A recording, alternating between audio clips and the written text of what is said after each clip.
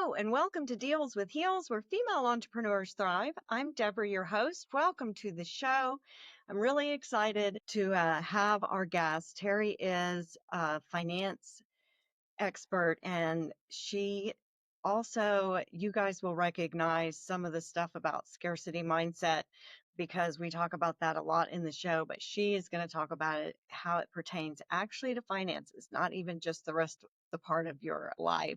So let's get in it because I am anxious to get started. Therese Nicklas is a certified success coach that works with high achieving women who want to leave corporate because they're overworked, overwhelmed, and uninspired. She created wealth coaching to guide women towards a life and career they love by providing customized step-by-step plan with one-on-one life and business coaching. Women learn to identify the cause of burnout and confidently make decisions that transform their life. Please welcome Therese Nicklas to Deals with Heels. Thanks, Deborah. Yes, welcome. So happy to have you. I'm glad to be here. I know that I had been trying to get on the show. We were trying to get booked for about a year. And I know there was a lot of, changes going on with the show. So I'm glad I'm finally here. I am too. And I booked out really quickly this season too. I booked a little over into next season even because I was just so excited. But yes, having to start without Christina in season 3 was a really big change. Sure. But I did it. I made it through. So here Great, we great. are. And I'm so happy to have you on the show. We talk a lot about marketing and advertising and coaching and all kinds of things, but we don't often have someone to come in and tie it all in with how we can take care of our finances and coaching and all of the things we don't see that kind of block us from being able to even save and make money. It's amazing to me. So, but I always like to start with you telling us a little bit about your entrepreneurial journey and how you got to where you are. Thank you, Deborah. I'll be, very transparent with your audience. My entrepreneurial journey has been a rocky road. I know a lot of times if you are watching TikTok videos or different things like that, they always tend to paint a rosy picture and make it look like, you just show up, you set up a website and everybody shows up for you. But I'll be very honest, it's not that way. And in particular, in the industry that I chose, which is very challenging as a solo entrepreneur. Had I known then what I know now, I definitely would have approached things differently. So as a result, that's why I am really working hard to help other women who may have that shiny object syndrome in a way, and they think, oh, this is so easy. My goal is to really help shorten their learning curve so that they can avoid a lot of the pain that I experienced. That is amazing. And it's so true, right? Where you think, I mean, everything's when everything's roaring and exciting, then boy, it's the best thing I've ever done. Gosh, being an entrepreneur, there's so much more to it than that, and you get kicked a lot. And as women, it's even more challenging Mm-hmm. for us. So you are 100% right in that regard, and I am grateful to have you here for your advice. Well, Want thank you. to talk a little bit about your, get my glasses to make sure I read it right. The 3 money myths that stand between us and financial freedom. I love a little list. Tell us what those are and how it all works. Well, let me start with this. Your success is 80% based on your mindset and 20% based on your skill set. Amen That to that. that is myth Amen to that. number one, that people really think that, oh, I'm not good with money because I'm not skilled at handling money. It is not a skill, it is your mindset. And how I came to this information, Deborah, is I love people and I love observing people. And I come from a very large family, which gave me a lot of subjects to study. So Got to learn my how to get along with all of them too in your Right, own right. way. So you have all kinds of, diplomacy 101 aside from, everything else. But my my parents were very old school. They were post World War II, married, grew up in that era, grew up through the Depression and all of that. My father was an immigrant. My mother was born here, so I'm first generation American. And what they witnessed and what they experienced really affected the way they raised their family. And we were a family of 6. 4 girls, 2 boys. And my father was the mindset that too much praise was a bad thing. That if you gave somebody a lot of praise, then it was going to damage their work ethic. So as an example, I was about 15. My father was very involved in the community. He was the one who, like, we had a little neighborhood association. He was the president of the association, always volunteering, helping, and doing all these things, which was great. So every year at 4th of July, they had a parade. It was a neighborhood thing. And then they had part of the parade, they had this little beauty contest. And my father insisted that I go into the beauty contest. Oh, you have to participate. You've got to participate in your neighborhood. You've got to participate in your community. I mean, he just literally pushed me out the front door into this thing that I wanted like a hole in my head. So I entered the contest. It was, 5 or 6 of us. It was very small, and I won. Yeah, right. And I had the little crown, the little tiara, and the sash, and the whole bit. And I go home, and you want to know how I was greeted? Yes, tell us. Don't let it go to your head. Of course, that's exactly how the boomers would Yeah, react, right? don't My not mom was born in 30. congratulations, see what happens when you participate, see if you get involved, these good things can happen. No, don't let it go to your head. And that was any time I succeeded at anything, if I got a good report card or, anything like that, don't let it go to your head. So what happens? We shrink, right?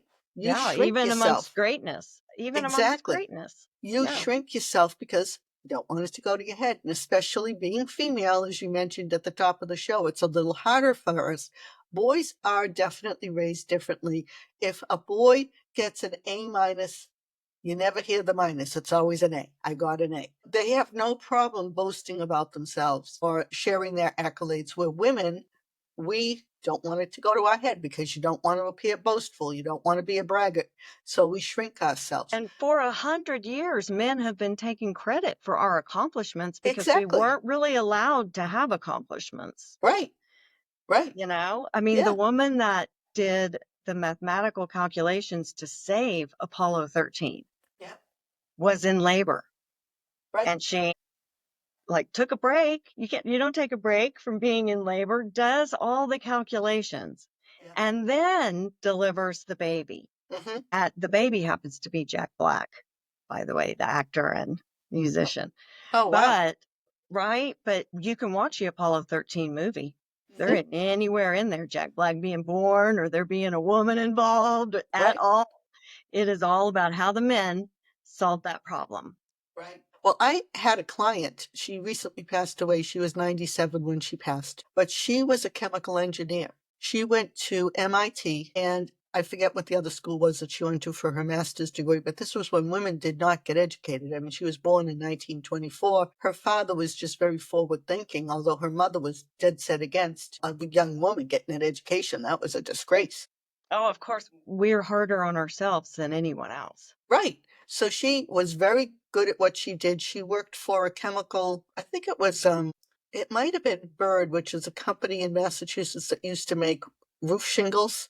Mm-hmm. I think that was the company, but I wouldn't swear that that was the company. But anyway, she worked for this company, and she did research for the company as a chemical engineer. And she could not put her name on any research because if she did, it would be disqualified. So she got smart, and instead of signing her name, she signed her initials so that her research would get published. At least she didn't have to publish it under someone else's name. Right. It's easy right now to not remember. It hasn't been that long ago. Right. This was That, one generation ago for me. right? And I mean, women couldn't even get a business loan Right. until 1988. I was in Right. college, completely oblivious. So you could have been a doctor or a lawyer. I mean, there were no barriers for us like they were for your client, Right. but you couldn't open a clinic and put a loan in your name because you're a woman. You had to go find some man who didn't go to medical school Right. to And come and it's so sign for interesting the you bring loan. that up, Deborah, because your generation is the first generation that has been told you can do anything, you can have anything, you can be anything, but no one told you the price. No, they don't tell us any of that. No, and so often women have struggled, climbed the ladder, not knowing what they've had to give up or how difficult, how challenging it is to balance our family and everything else. And they get to the top of the ladder, they look around and they don't even like the view anymore. No, and So they now what? exactly. I ended up at that exact place. I wasn't actually, I was at the bottom of the ladder at this point, but where I raised 5 kids, they were gone. I was, my mom had passed away. Everyone that I had spent a couple of decades taking care of wasn't here anymore. And I only had myself to take care of, and I had no idea how to do it. Mm-hmm. No idea. And I think there's a lot of women that reach that exact same place. There are. And I think post COVID was a trigger for a lot of people. It was a trigger for me. And a lot of women and men, but I primarily work with women. They got to a point and they look, they just asked themselves, isn't there more to life than all of this? Like you go through an experience like COVID where you have someone telling you how you have to live your life, whether or not you can go out. And if you worked for a company that forced you to get a vaccine that you might not have wanted, you might have had some effects from that. And, a lot of them decided, I don't think I want this anymore, but I don't know what I want. I don't know what direction to go in and how do I unpack all of these 20 plus years of hard work. Am I crazy? Right. That's exactly how it feels. Like what do I have to show for what I've done? And how do I move forward through Mm, all of it? yeah, it's a challenge. And that is what led me to do the work that I'm doing today. I So love that. Fantastic. during COVID, clients couldn't come in to see me. Fortunately, I knew how to use Zoom. So I was, it didn't take me 2 seconds, but to be able to convert over to that. But I like people, and not being able to be around people all the time was really difficult. So I kind of went into a mental slump, probably a bit of a depression. It was very sad. I mean, it was like you lost part of yourself. Oh, if you're a people person, the shutdown was horrible. It was awful. And I know now they're talking about the mental health effects on children, but I know there were a lot of people, elderly especially, if they couldn't see visitors, a lot of them just shut down and it increased the death rate in nursing homes. But, along with that, as I was going through that experience, I got an email from Jack Canfield. I don't know if you're familiar with him. He wrote the Chicken Soup for the Soul books. Mm-hmm. And he also wrote a book called The Success Principles, which I read when it first came out, which was like 2005. They had the CDs with it. And, it was one of those like books that you could listen to over and over again. And I got a lot out of it. And he was offering this program. He called it Reignite Your Life. And I thought, geez, I could use my life to be reignited about now. And it was a 4-month program. So I signed up for it. And during that program was when I had like big aha moments. Because I think when we're working hard for something, we're self-employed, we're building a business, you get like tunnel vision and you don't even know if the direction that you're going in is really the best direction for you. And you just keep working at it and you just jump on the hamster wheel every day and just keep on going. So I went through this program, and because business was a little bit slower, only because I didn't have to travel, I could get a lot more done in a shorter period of time, which was a blessing in that Right. respect. I had the time to do this course. And one of the exercises in the course was discovering your purpose. And that was something I've always questioned, like, what am I really here for? What did God put me on this earth for? So I went through the exercises, and that was when I discovered that most of what I was already doing was in alignment with my purpose. But there was a big portion of my company that was not, and that was managing assets. So managing assets just really wasn't in alignment with me. But doing the coaching, doing the financial planning and the other things that I did, I loved helping people sort out their money questions and help them figure out how to get from point A to point B, how to either save more money or do different things. That kind of psychological end of the money is what I loved. But the tactical investing, picking investments, picking mutual funds or whatever, that was boring. I mean, I did it and I was good at it, but it wasn't the thing that lit me up. So I started right then and there trying to figure out how do I release that piece and keep the rest. And when I did that and focused on it and finally did all the things I needed to do to make that happen, it was like the lights just came on. It was amazing. And in that whole experience is when I really discovered I'm not alone. And there are a lot of women who need help getting from where they are or figuring out I'm at the top of the ladder. I don't know if I like it here anymore. Can I afford to retire? Can I afford to start a business? If I do, what does that look like?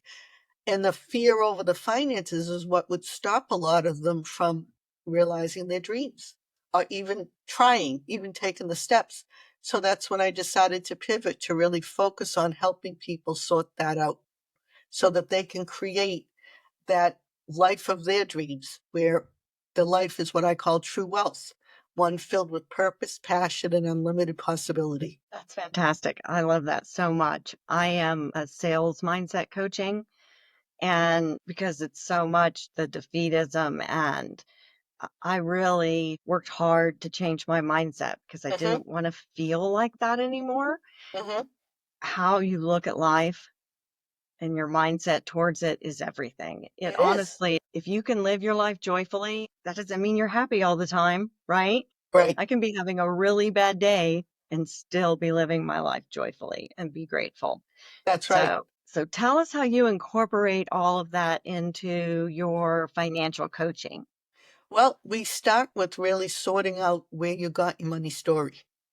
So we all have one, and we all inherit bits and pieces of it, and we make certain things our own truth. So the questions I ask, is this the truth? If you say to yourself all the time, Deborah, I live paycheck to paycheck, well, guess what? That becomes your truth. And if that's not what you want, if you want something else, then you need to behave differently. You can't keep doing the same things over and over and expect a different result. That's called insanity. So what I do is I will take whatever it is, I meet you where you are, and where is it that you want to be, and we figure out the path to get you there. So, for example, if you came to me and one of the comments that you made about money was you live paycheck to paycheck, well, what does paycheck to paycheck mean? It means you take home, we'll use a round number. I don't know what your numbers are, but we'll just play with this. Let's say you take home $1,000 a week. That's what hits your checking account. And at the end of the week, that $1,000 is gone. Nothing got saved, everything got spent. Then that is living Paycheck to paycheck to paycheck. paycheck, right? Yes. So how do we change that? We have to do something different. So my instruction would be, I want to see you put $10 a week, have $10 taken from your paycheck and put into a savings account every week. And you say, well, what good is that going to do me? It's the habit. It's the mindset. Because if you're saving $10, then you're not living paycheck to paycheck That's right. because you've saved some money. So then we want to build that money muscle and let's change it to $100. Then, let's change it to maybe 125, or let's figure out how you can earn more than $1,000 a week. Can you do a side hustle? Or Can you reduce eliminate your something. expenses? I mean, So it's all of like, but it's step by step. It's taking one step at a time. And that first step is that habit, because living paycheck to paycheck is a habit. And if you don't want that anymore, you need to create a new habit. that's right. What is it? 27 days? Well, I Great. hear 21, 21, 27, 30. It really round in depends. there. I mean, but it really doesn't take that long. You can form a new habit within 30 days. You It certainly depends on can. how determined you are. And there again is mindset. If you tell yourself, this is what I'm going to do, this is who I'm going to be at the end of 30 days, you will get there. But if in your head, your mindset is telling you over and over again that same information, then nothing's going to change. No, and your brain will want to go back to what it used to. It That is, does. it does. It's the, because anything new is, you have to be a little bit more on alert, right? Right. And it's not a bad thing. I always try to change that kind of anxious feeling to excitement because the physical symptoms are really similar. They are. You're right. They're absolutely very similar. And there again, it's telling your mind, this is fun. This is exciting. I'm not going to get eaten by a hungry tiger. This is a good thing. It is. Because And if that's you, that reptilian part of your brain. It's that fight or flight when you're in a different environment. Even if that different environment is good and positive, it's different. And your brain does not know how to discern bad different from good different. It is true. And I spent like a decade in functional freeze from being in fight or flight. And I didn't know. I was just really hard on myself and how I procrastinate. I literally couldn't make a decision Mm-hmm. because I was there. And it's crazy. I have a grounding exercise that a counselor gave me, and it can pop me right out of that. Mm-hmm. And I didn't even know I was in it because it's so subconscious. Right, right. It's amazing what the subconscious will do to you. It does, and to me, I would justify it by saying, "Well, I must really like it here, Yeah, right? It must not be that bad. My husband must not be such a jerk. right. I must not," right? Because I Yeah. never made the decision, and so, well, I must not want to, or be hard on myself and try to figure out why without any answers. It was really frustrating, but Mm. once I got through that, then it was a lot better. No, it definitely is. Notice something. Well, I don't know that we made it. Have we made it through all three? I can't remember now. I know it's such a great conversation. I did like this too. You have some, I mean, you tell us what some subconscious limiting beliefs we have. The paycheck to paycheck is kind of one. What else is there? Well, the number one is that I'm not good with money. That is the thing that people, just like your comment about it must not be that bad, I must like it here, that when people say that to themselves, it's like they're okaying being bad with money. They're They're giving themselves, manifesting. They're right, they're manifesting giving that shit. themselves That's what they're permission doing. to be bad with money. And they don't even really know what bad with money means. Or this is another one, they'll tell themselves, well, I don't have enough money to be good with money. It has nothing to do with the number. Being good with money is not a number, it's a mindset. So that's a myth. If you keep telling yourself, well, I need to have more money in order to be better with money, that's not true. You need to be good with the money you already have. That's why you're not getting more, is because you're like telling the world, I'm not good with it, so don't give me any more because I don't know what to do with it. That is 1,000% true. We create our environment. I mean, we have control over really one thing, our thoughts. Our Right. thoughts generate our emotions. Yeah. And so getting upset, and whether it's about not being able to save money or being self-sabotaging or having somebody else, what they say and do Hmm. influence how you feel or make you upset. I mean, it feels like to me the whole world walks around getting pissed off about what somebody said or is doing, Hmm. and they're just giving their power away. That's true. You have control over just that one thing. Don't give Right. it away. Right. Don't give it away. And Right. by saying that to yourself over and over again, you're manipulating the only power you have. Right. Right. You're actually letting it evaporate. Yes. So here's a great mantra, everyone. Instead of saying that, just every day, I have everything I need to meet my goals. That one simple statement, if you say that enough and you believe it, guess what? You do have Right. everything you need You to do. meet your You just have goals. to make a decision on how to use it. But that is very true. But the other thing is gratitude. You need to be in gratitude. You need to show up in gratitude, even if, if you were able to save that $10, give yourself grace for that, and you show gratitude. Like, wow, look at what I did. I saved $10 this week, because that's going to help that reticular activation system in the back of your brain. It's going to help you trigger that and help you remove that thought process of, I'm not good with money. I live paycheck to paycheck. Money doesn't grow on trees. All of those things that you're telling yourself that have been standing in your way. When you start giving yourself better information, it's like giving yourself better food. It really is. It 1,000% is.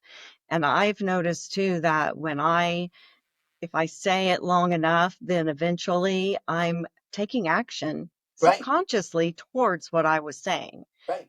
right? Yeah, It's because now almost, you start to believe it, and when you believe it, you act in that way because you don't want to lie to yourself. yeah, I definitely have been guilty in my lifetime of well, I don't have enough money to be good or bad with money, Right.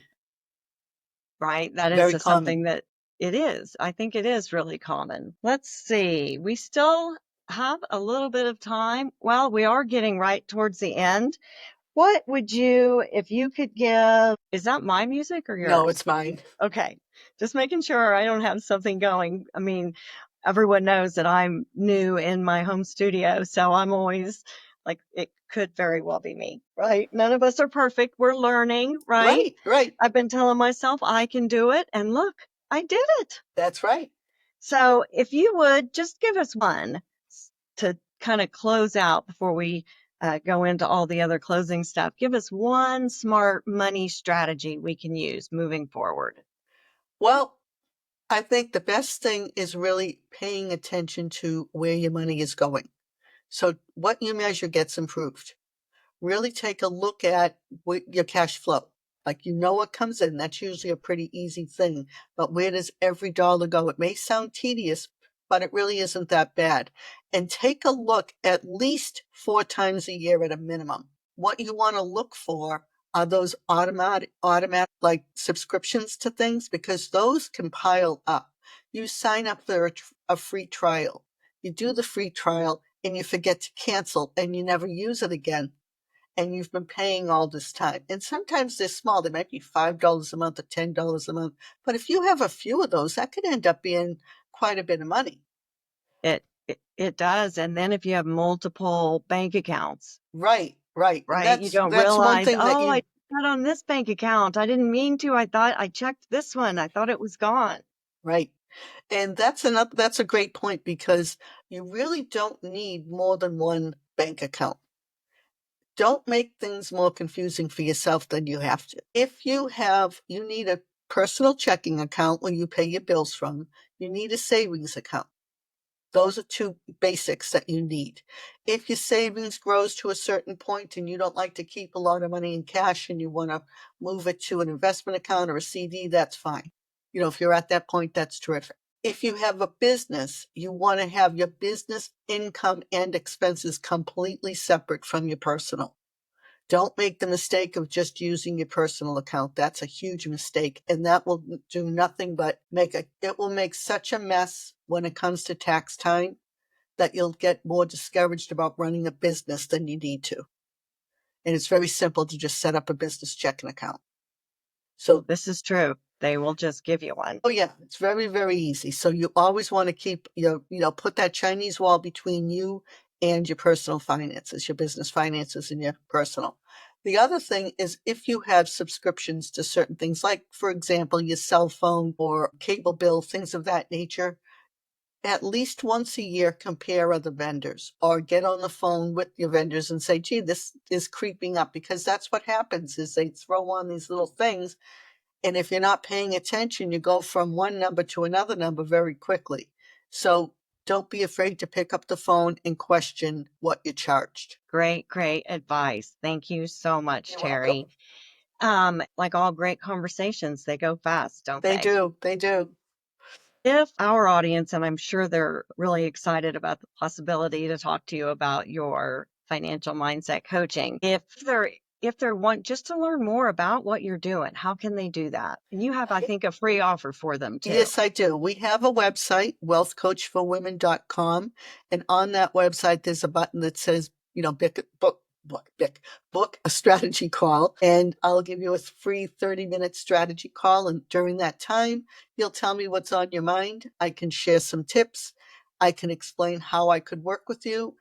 If you feel that we're a good fit together, we move forward. If we don't, we part as friends. There's absolutely no pressure. But at least at the end of the day, you'll get a little bit of guidance and maybe a little clarity so that you know, are you on track or are you off track and what needs to be done in order to get you from where you are to where you want to be. The other thing I have is I put it in the show notes that I have a link for a free gift for podcast listeners. So your listeners will have access to it. There's a toolkit there for podcast listeners to help you. And the third thing is I do run periodic workshops, and the workshop is called Beyond Money, How to Create a Life of True Wealth. I'm running one on Wednesday of this week, March 3rd. But if you check on my website, I do run them about every other month. And, just send me an email and tell me that you're interested in the workshop and I'll put you on the waiting list. That is a lot of good stuff that you have available for free just to go check out. And I think everyone can tell you have a really laid back style. And so there won't be any really hard pressure selling. I can tell from your personality that Yeah. that is not the kind of salesperson that you are. And that's attractive to a lot of people. So please, everyone, check out Terry's stuff. I'll link to all of it in the show notes. And I'm so excited to have had you as a guest on the show. You guys can always, of course, download my free ebook, 5 Steps to Having a Mindset for Success, and can link to all my websites and all my stuff in the show notes as well. So, I want to end with just one closing thought, and that is, ladies, your normal day is somebody else's dream day. So be grateful every single day. And that's it. Thank you so much, Terry, for coming on the show. Well, thank you, Deborah, for having me. I'm so grateful. This was wonderful. It was a lot of fun. Fantastic information, everybody. Please check out Terry's stuff. And until next time, we're out.